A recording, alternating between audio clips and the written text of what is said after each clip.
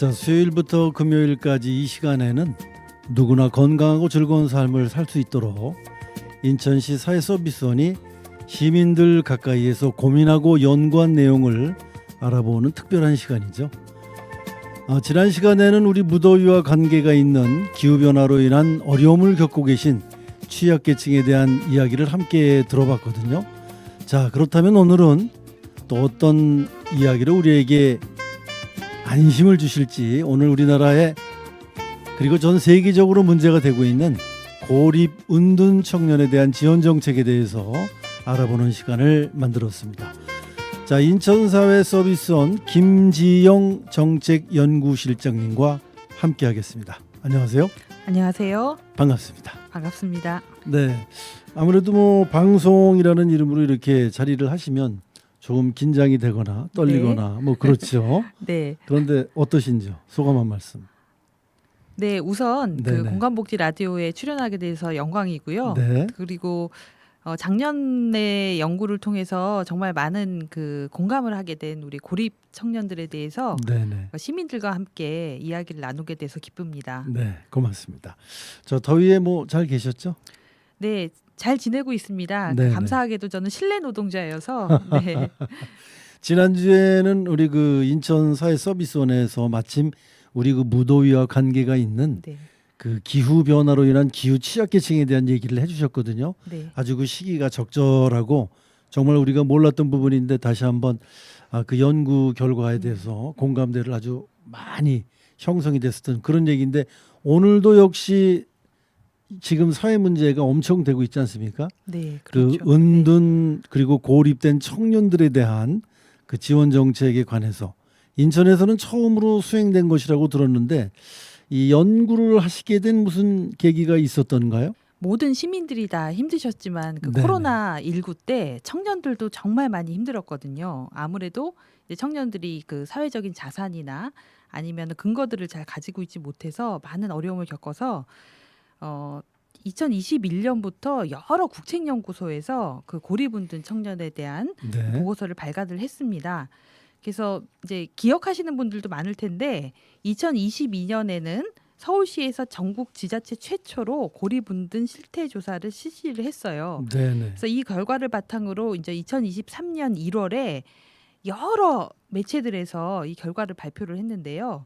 그 청년의 4.5%가 고립이나 은둔 상태다. 네. 이런 보도가 나오면서 고립운둔 청년에 대해서 이제 이목이 집중이 됩니다. 네네. 그 정부에서는 2020년에 청년 기본법을 만들면서 실태 조사를 하기로 했었는데요. 그래서 2022년에 처음으로 청년 삶 실태 조사를 하거든요. 네. 그래서 이제 이 문항 중에 고립하고 은둔에 대한 문항을 포함을 했습니다. 네. 이제 그만큼 전문가들도 참 심각한 문제다 이런 생각을 하신 거죠. 그렇죠. 그리고 11월에 이제 복지 사각지대 발굴 지원 체계 개선 대책이라는 게 나와요. 그때 네네. 그 신촌 세모녀 사건, 뭐 그 수원 세모녀 사건, 뭐 신촌 두 모녀 사건, 뭐 이런 식으로 해서 네네. 복지 사각지대가 많이 나오면서 우리 사회 전반에 이제 복지 사각지대를 점검을 해보자, 그리고 개선 대책을 만들어 보자 이런 계획이었는데, 이때 고립운둔 청년이 공식적으로 복지 사각지대로 들어가게 됩니다. 네. 그러니까 예전에는 청년이 복지 대상자라던가 뭐 복지 사각지대라거나 이런 생각을 안 했어요. 그렇겠죠. 근데 이제 코로나19 거치면서 청년들도 실제로 복지 지원이 필요한 사람이다라는 생각이 이제 공감대가 형성이 된 거죠. 네네. 그래서 이제 이 고립 청년 문제에 대해서도 한번 사서원에서 다뤄보고 싶다 이렇게 생각을 했었는데, 마침 저희가 매년 7월경에 그 연구과제 수요 조사를 합니다. 네. 근데 연수구에 이제 세화종합사회복지관이 있는데요. 예. 거기 이제 김용길 관장님께서 이 고립운둔 청년 연구를 해봤으면 좋겠다라고 제안서를 내주셨어요. 예. 그러니까 세화복지관은 우리 인천 지역에서 가장 선도적으로 고립운둔 청년 지원 사업을 하는 기관입니다. 네네. 그래서 이 현장에서도 이런 필요를 느끼고 있다면은 정말 한번 도전을 해봐야 되겠다라고 네네. 생각이 들었어요. 그래서 사실 사서원은 좀 시 부서하고는 상관없이 좀 연구 사각지대라고 해야 되나요? 네, 그런 것들을 좀 할 수 있는 그런 예, 역량이 예. 있습니다. 그래서 연구 과제로 개발을 했고, 감사하게도 이제 예산이 수립이 되어서 이제 시작을 할 수 있게 되었어요. 네네. 아무튼 저기 먼저 우리 신상준 박사님도 사실은 아무도 관심을 갖지 않았던 그 기후 위기에 대해서 취약계층이 이만큼 어렵다는 걸 연구해 주셨는데 결국 우리 또 실장님도 청년들을 우리가 아무도 관심을 안 가졌었잖아요. 네, 그렇죠. 근데 청년들이 외롭고 힘들고 고립되고 그랬어도 어른들이 아마 이렇게 윽박질렀을 거예요. 네. 젊은 녀석이 말이야.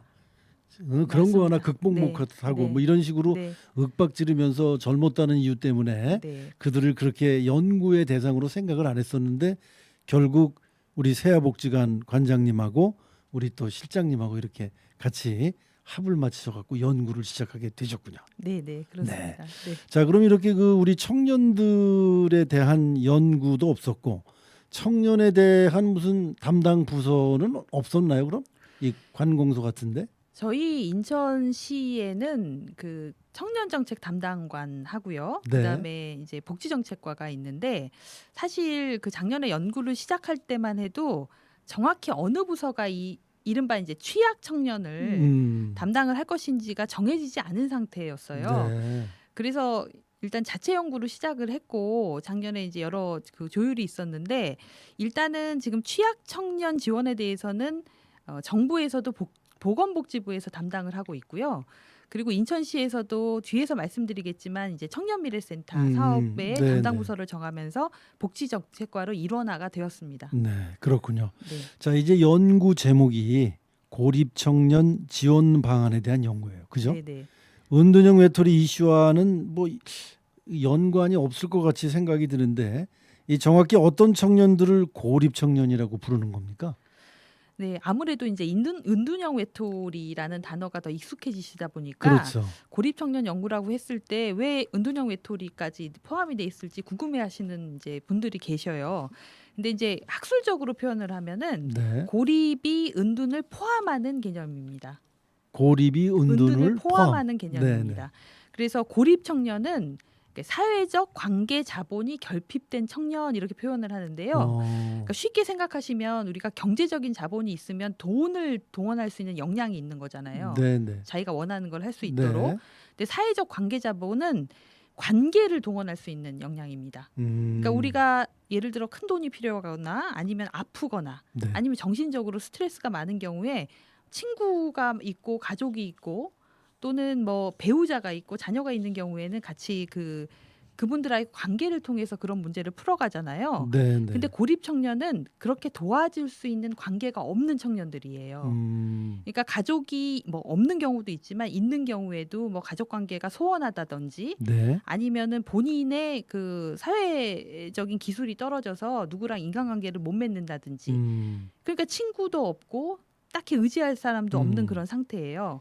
근데 이제 은둔 청년은 이런 사회적 고립 상태에다가 네. 공간적인 고립이 더해진 겁니다. 네. 그러니까 우리로 치면 이제 집 밖으로 안 나가는 청년들이죠. 그래서 아까 말씀드린 그 청년 삶 실태 조사에서도 은둔 청년 같은 경우에는 뭐 방 밖으로 안 나간다, 뭐 집 밖으로 안 나간다, 정말 필요한 일 아니면 안 나간다, 뭐 이런 거에 해당되는 사람들을 은둔 청년이라고 보통 봅니다. 네. 근데 사실 짧게 일을 하는 은둔 청년들도 있어요. 그건 고립 음둔이라고 볼 수는 없는 거 아니에요, 그럼? 그러니까 이게 그 은둔 청년들에 대한 이제 오해하고 결합이 되는 건데요. 네네. 그러니까 아까 이제 우리 그 진행자님도 말씀을 네. 하셨듯이 배부르고 등 싸시니까 네. 아무 일도 안 하고 저러고 있다 이렇게 생각하시는 아하. 분들이 많아요. 근데 생활비를 스스로 감당하는 고립 청년이나 은둔 청년도 생각보다 많습니다. 왜냐하면 이 청년들이 청년이잖아요. 성년이기 네, 때문에 네, 네. 사실 얼마든지 본인이 생활비를 벌 수 있는 그런 이제 능력이 돼 있는 거죠. 그래서 부모님하고 따로 사는 경우도 있고요. 네. 부모님하고 같이 살아도 생활비를 받을 수 없는 경우도 굉장히 많아요. 생각보다. 네, 그렇겠죠. 그래서 이제 생활비가 절실해지면 억지로라도 일을 합니다. 그러니까 사회생활이 힘든데 앉아서 굶어 죽을 수는 없잖아요. 그럼요. 그래서 이제 택하는 직업들이 되게 이제 편의점 알바 네. 아니면 택배 상하차 같은 경우에 특히 이제 남성 청년들 같은 경우에는 이제 신체가 건강하고 하면 그게 이제 지속적인 인간관계를 최소화할 수 있는 네, 직업이거든요. 남과 접촉을 덜하는 그렇죠. 거. 네. 깊이 있는 인간관계를 안 가질 수 있는 직업이라 이제 택한다고 해요. 네. 그래서 이제 이 일을 하는 경우에는 사람 대하기가 참 힘든 청년들인데 네네. 일을 해야 되니까 이제 정말 죽을 힘을 다해서 일을 하는 거예요. 네. 그래서 당분간 일을 안 해도 기본적인 생계, 그러니까 먹고 음. 사는 문제만 해결이 되면 다시 은둔을 했다가 너무 힘드니까 에너지가 다 쓰여져서 돈이 떨어지면 다시 나오고 이제 이런 패턴을 반복하기도 해요. 그래서 작년에 이제 연구를 통해서 인터뷰한 청년의 표현을 빌리자면은 네네. 은둔 자금을 마련하기 위해서 일을 한다 이렇게 표현을 하더라고요. 그렇게 표현을 하네요. 예. 그리고 청년들도 굉장히 현명해요. 그래서 이제 고립은둔 청년이 물론 지원을 받아야 되지만 이 지원하는 방법이 현금성 지원이라고 보통 얘기하는 그런 예, 금전적인 예. 지원을 하는 것은 굉장히 신중하게 생각을 해야 그래야 된다고 되겠네요. 본인들이 얘기를 합니다. 어. 왜냐하면 오히려 은둔을 장기화시킬 수가 있어서 그러니까요. 적절하게 이제 지원을 해야 된다는 얘기를 하지요. 네, 본인이 일단 아까 표현하신 대로 굶어 죽지 않기 위해서 최소한의 일을 할 수 있는 네, 네. 정도만 지원을 해야지 장기적으로 그 현금 지원을 쭉 하다 보면 오히려 은둔이 장기화될 수도 있다는 네네. 그 본인 그렇습니다. 스스로들도 그렇게 생각한다는 거 아닙니까? 네, 지금? 청년이 직접 이야기를 네, 한 네. 거라서요. 네. 지금 이제 한 가지 배웠어요, 저도. 네. 실장님 말씀 듣고 고립 청년, 은둔 청년, 네. 고립 안에 은둔이 들어가는 거네요. 네, 네, 네. 이제 고립이라고 하는 것은 뭐 사회생활을 하고 있지만 스스로 고립하고자 하는 사람들이네요. 네. 남들과 접촉을 적게 하고 네. 나 혼자 벽을 쌓고 네. 그런 분들 안에 이제 은둔 청년이 있는 거고. 그렇죠. 공간적으로도 네, 이제 네. 고립이 돼 있는 거죠. 그러니까 이런 네. 건 뭐 정신적으로나 또는 뭐 의학적으로 나름 연구하는 그런 케이스도 있나요? 사실 그 이 히키코모리라는 말에서 사실 은둔 개념이 나왔는데 네네. 일본에서는 90년대 말부터 이 사회 문제화되면서 연구들을 많이 했어요. 그래서 2000년대부터 저희도 정신과 의사들이 먼저 이제 문제 제기를 하십니다. 네네. 왜냐하면 진료실에 부모들이 이런 아이들을 데리고 오거든요. 네네. 그래서 이제 그분들이 실제로 임상적인 사례들을 보면서 은둔 청년의 이제 발생 원인이라든지 아니면 해결 방법에 대해서 연구를 해오신 거고요. 사실 어떻게 보면은 그분들의 노력이 있고 또 하나는 이제 청소년 상담 분야에서 일하시는 분들이 애를 네. 많이 쓰셨어요. 네, 근데 이제 그런 네. 분들에 의해서 고립이나 은둔 청년이 이제 이렇게 구분이 되면서 우리 실장님 같은 분들은 또 그런 분들을 돕는 연구를 하고 계신 거네요. 그렇죠. 제 입장에서는 이제 한 20년 동안 한 2000년대 초반부터 한 20년 동안 애써 오신 것들 위에서 이제 연구를 하고 네네. 있는 거라 그 연구자들께 늘 감사하고 있습니다. 이제 그분들은 또 연구만 하셨지 도와줄 수 있는 방법을 연구는 안 하셨기 때문에 우리 저 실장님 같은 분의 연구도 굉장히 필요한 겁니다, 결국에. 네, 감사합니다. 네. 자, 은둔 청년이라고 그래서 저는 이제 전혀 이 밖에 아예 안 나오는 그런 친구들을 얘기하는 줄 알았는데 그렇다면 이제 통상적으로 취업 실패나 이런 것들이 은둔의 무슨 원인이 된다 이런 생각을 갖고 있는 경우도 있는데 그럼 편견이라고 봐야 되겠네요. 그런 것 어떻습니까? 그러니까 취업 실패와 은둔이 연관이 돼 있는데 그러니까 네네. 원인과 결과가 뒤바뀐 거죠. 네. 취업에 네. 실패해서 은둔을 하는 게 아니고 네네. 은둔을 일으키는 어떤 다른 원인 때문에 취업이 실패하게 되는 거거든요. 네.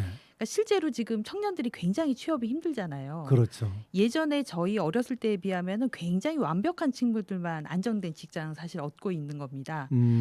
그러면 그 먹고 살기 위해서 사실 직장 생활을 할 때 모두 힘들죠. 모두 네네. 직장 생활은 힘든데 이 은둔 청년들은 본인들의 그런 은둔 성향 때문에 음. 일하는 게 굉장히 더 힘들어요. 그래서 은둔 청년 중에서 사회초년생일 때 직장에서 겪은 그런 어려움 때문에 오히려 은둔을 할 계기가 됐다 이렇게 얘기하는 네. 친구들도 굉장히 많거든요.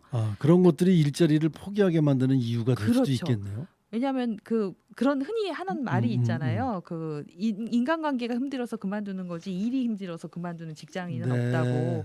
그러니까 제가 안타까운 게 그 신문 기사나 이런 걸 통해서 직장에서 어려움을 겪다가 왜 스스로 목숨을 끊거나 하는 이런 네네. 젊은이들도 있고 뭐 더 연세 드신 분들도 있는데 적어도 은둔 청년들은 살아나갈 용기는 있는 친구들이에요. 그러니까 저는 가능성이 있는 친구들이라고 생각합니다. 네, 지금 그 실장님 말씀 들어보면 그동안 우리가 오해를 많이 했구나. 네. 네.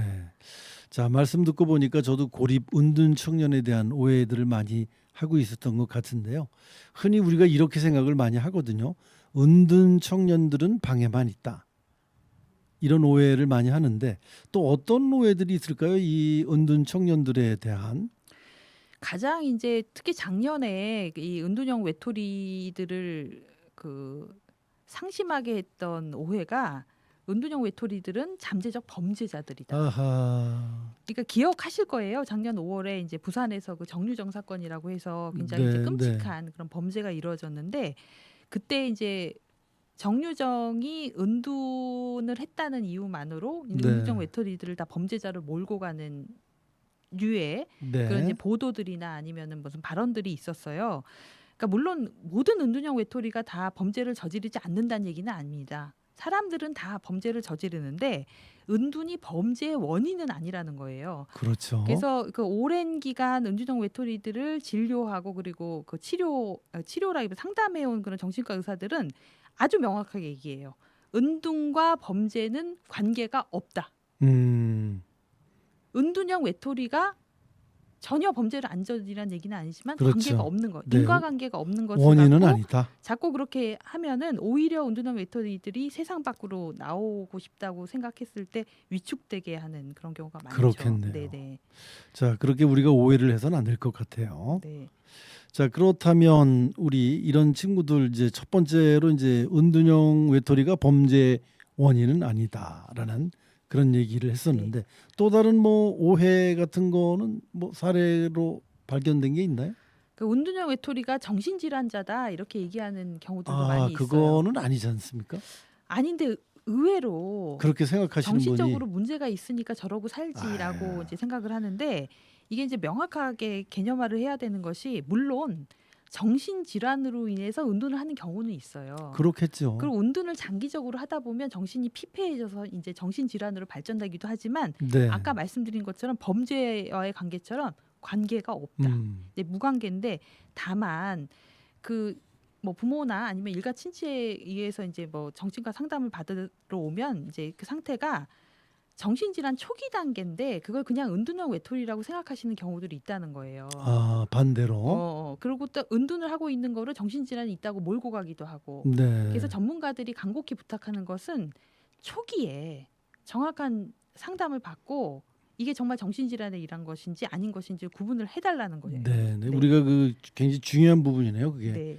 그냥 몰고 가고 오해를 해서는 안 될 것 같습니다. 그러니까 네. 정신질환과 은둔은 분명히 다른 것이다. 네네. 네, 그걸 확실하게 짚어야 될 것 같습니다. 그래서 저희가 보통 은둔형 외톨이를 개념적으로 규정할 때는 정신질환이나 장애에 의한 것은 제외하도록 되어 있어요. 네, 네네. 알겠습니다. 정신질환이나 장애도 분명히 있지만 네. 그렇게 생각해서는 안 된다는 네, 그런 네, 얘기시네요.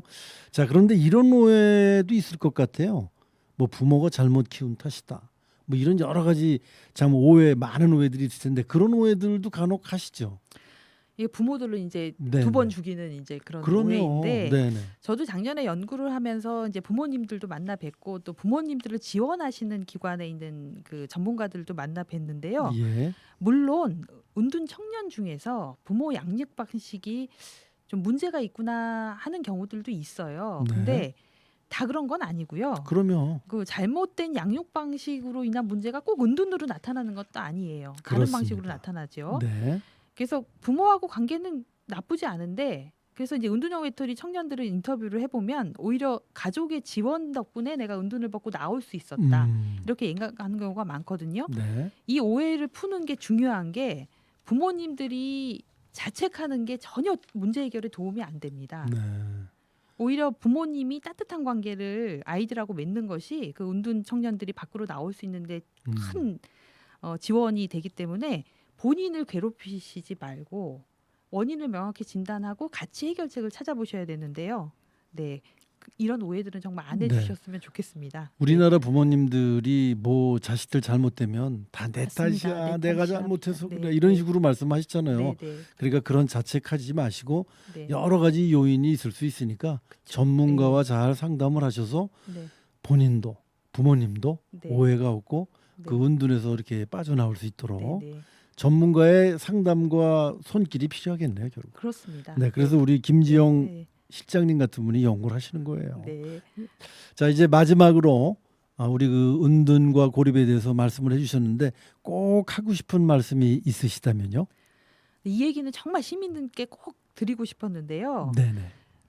제일 은둔형 외톨이들을 세상 밖으로 나오는 걸 막는 오해가 편견이 네. 은둔형 외톨이들은 세상으로 나오는 걸 싫어한다. 아. 원래 사람을 싫어하는 애들이야. 원래 네. 혼자 살고 싶어해. 이렇게 생각하는 거예요. 이게 이 오해가 위험한 이유가 뭐냐면 아주 속되게 말하면 아 냅둬 저렇게 살다가 그냥 죽게 이런 생각으로 이어질 수 있거든요. 네, 네. 근데 사실 절대 그렇지 않거든요. 네. 은둔 청년들도 은둔을 힘들어하고 은둔을 끝내고 싶어해요. 왜냐하면은 사람은 원래 사회적 그 관계를 맺는 동물로 진화를 해온 오랜 진화 역사 속에서 그러네요. 타인과 친밀한 관계를 맺는 것이 인류 생존의 기본 중의 기본입니다. 조건 중에서. 근데 이렇게 고립무원의 상태로 있게 되면은 인간성을 사실 해치는 거예요. 그래서 인격 살인을 계속 당하고 무시당하고 상처를 입고 하는 과정에서 본인이 어쩔 수 없이 은둔을 선택한 것이지 네. 자기를 지킬 수 있는 방법이 세상 안에 밖에도 있다고 생각하면 절대 은둔하지 않습니다. 네. 그리고 은둔을 하다가 적절한 지원을 받고 본인의 의지로 인해서 극복한 친구들도 있고요. 네. 그래서 이 안전한 인간관계, 안전한 세상을 만들어줘서 청년들을 나올 수 있게 하려면은 은둔 청년들도 손만 내밀어주면 언제든지 네, 세상 네. 밖으로 나오고 싶어한다는 거를 꼭 네, 네. 말씀드리고 알겠습니다. 싶습니다. 그들도 우리와 똑같이 내민 손을 잡고 싶어 하는데 네, 아무도 손을 안 내밀고 자꾸 밀어내니까 그렇습니다. 네, 밀어내니까 그들이 네. 결국엔 그렇게 되는 것이다. 네, 네. 이런 말씀을 해주셨는데요. 자, 아무튼 저도 역시 우리 실장님의 말씀을 들으면서 꽤나 많은 반성을 했습니다. 오늘도 고립과 은둔에 대해서 인천사회서비스원 김지영 정책연구실장님과 함께했는데요. 자, 오늘은 이제 고립 은둔에 대해서 이렇게 개요만 말씀을 해주셨는데 내일도 또 좋은 얘기 부탁을 드리겠습니다. 네, 자, 오늘 순서는 여기서 마치겠습니다. 고맙습니다. 네, 감사합니다.